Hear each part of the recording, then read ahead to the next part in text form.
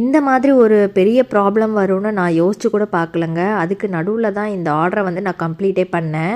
இது வந்து சின்ன குவான்டிட்டி அப்படிங்கிறனால நான் ஓரளவுக்கு தப்பிச்சுட்டேன். இதுவே நான் பெரிய பல்க் ஆர்டர்ல இந்த மாரி மாட்டியிருந்தேன்னா ரொம்ப கஷ்டமா இருந்திருக்கும். 1 மந்த்துக்கு முன்னாடி குடுத்த ஆர்டருங்க. 5 டேஸ்ல அங்கே மேனுஃபேக்சர் கிட்டேருந்து டிஸ்பேட்ச் ஆயிடுச்சு. நான் வரும்போது டிரான்ஸ்போர்ட்ல நம்ம ப்ராடக்ட் மட்டும் இருக்காது இல்லையா? இன்னும் நெறைய ப்ராடக்ட்ஸ் இருக்கும். ஆனா என்ன ப்ராப்ளம்னு தெரியல. கஸ்டம்ஸ்ல வண்டிய சீஸ் பண்ணிட்டாங்க.